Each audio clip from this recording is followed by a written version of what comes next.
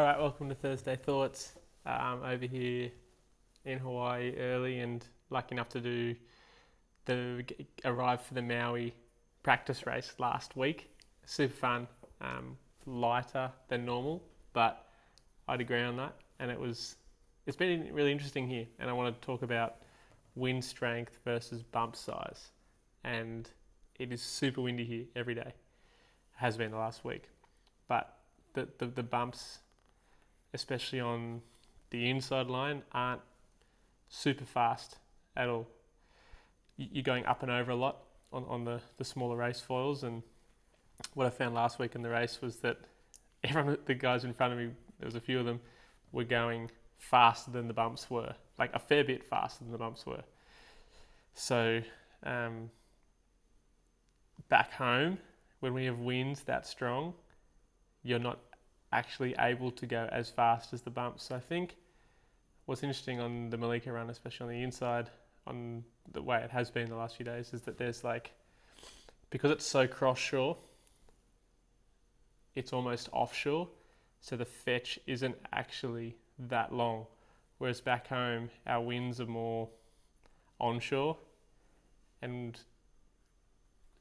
longer period, which to me doesn't really make sense because there's a lot of fetch to the east of Hawaii, like hundreds of kilometers, thousands of kilometers to the east and the north.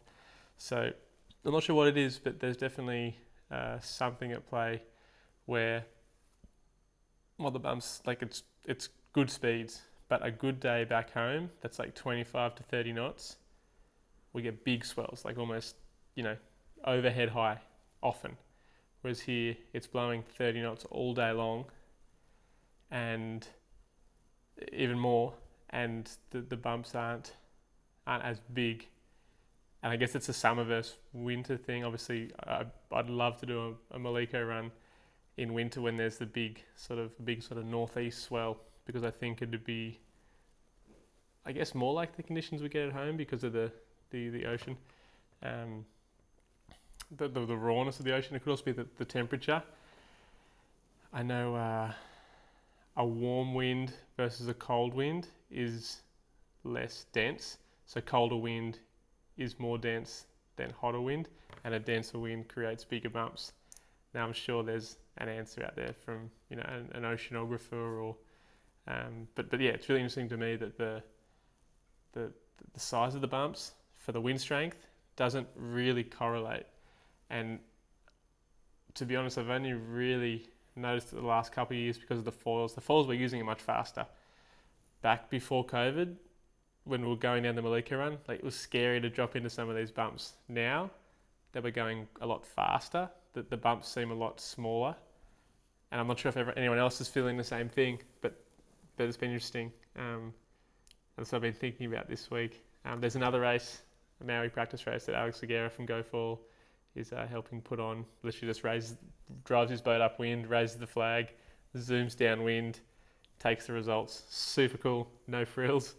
Everyone just hangs out at the boat ramp after, sort of sorts the shuttles out and it's done for the day. It's, just efficiency, you get it done. Good way to catch up with everyone. And I'm stoked there's another one this weekend just to see where we're at. Obviously I'm hoping I do a bit better than I did last week. I think I was 7th or 8th last week. People moving quick. It's exciting. Hoping a week settling into the bumps over here, I can get a bit of a better result. But all in all, it's all good practice and excited for what's looking like a windy race this weekend. Windier for here. Looks like I just had a look at the forecast and it's the windiest day for the week tomorrow. So with tomorrow being the windiest day of the week, it's like 27 to 30 knot gusts consistently. So game on, let's go. Looking forward to bolting on the small foil and having a good crack at going up and over lots of bumps and working as hard as we can to see where we're at. But they're my thoughts for this week. Let me know if you have answers to my wind strength versus bump size question or query or thought, and excited to give it a red hot crack tomorrow.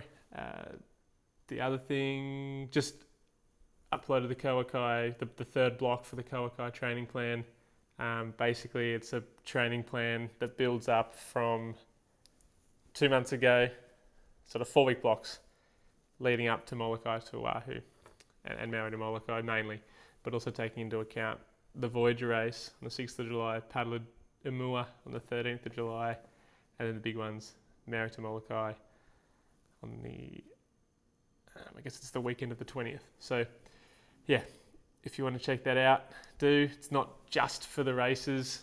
If you want to just sort of build up your own downwind foiling fitness, definitely go check it out at kcoz.com.